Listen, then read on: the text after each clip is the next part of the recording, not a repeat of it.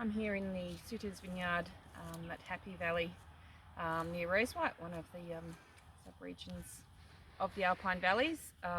We're in the Gewürztraminer at the moment. This is the source of one of my favourite wines that we're making very tiny quantities, the Happy Gewürztraminer. Gewürztraminer is one of the early varieties we pick. Chardonnay's always the first for us, and Gewürztraminer's right on the back of it, or in fact in the middle of it all. So this would be one of the first vineyards that we would normally look at harvesting, but things are not looking great this year with all the smoke around. You can see I've got my mask here. We've had about 10 days of smoke so far, so we have to be careful about the accumulated effects of the smoke. So a lot of people are asking, what does this smoke mean for the vineyards? Smoke taint is quite a well-known phenomenon in the wine industry now, and a lot of people are saying, are the grapes already ruined?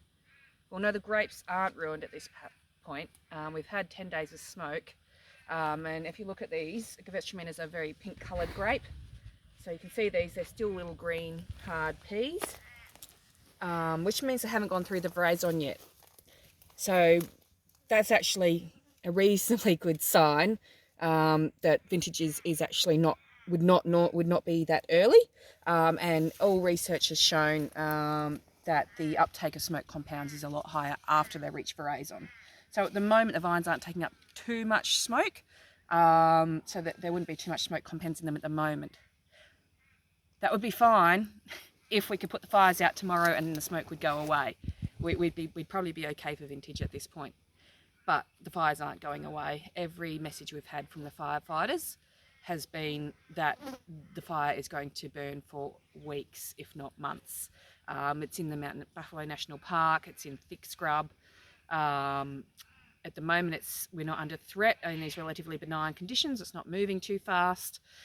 So we're hoping that, none of our assets, none of these vineyards are actually going to come under direct fire impact, but it means that smoke is just going to keep hanging around for a lot longer yet, weeks, like I said, if not months, which means that, these guys are probably going to start veraison in the next week or two, and they're going to start sucking up that smoke.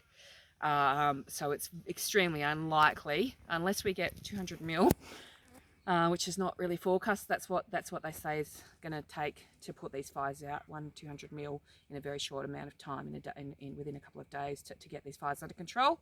Otherwise, all they can do is construct fire breaks and try and contain them. They can't put them out. They're too intense. They're too big. There's about 300 kilometres of fire front at the moment in the fires behind us. So all they can do is contain them and hope that they eventually burn out. And that is going to take a long time, and in that time they're going to be burning smoke, creating smoke the whole time. So we have to be realistic that there's very low chance that these grapes are going to be able to be used in wine production. So yeah, it's not looking great for our growers, which is really sad. We source from about 10 growers in the Alpine Valleys, and if you look at a map, we're probably, the furthest vineyard would be only 10 or 15 k's from the fire front. We've got a number of vineyards that are within 2 or 3 kilometres of active fire, so really at the source of it. And research also suggests that the closer the fire is to the vineyard, or the closer the smoke, the fresher the smoke, the higher the impact it has. So it's a matter of how close it is to the vineyard, how long it's exposed for, how dense is the smoke. So we're very close to the fires.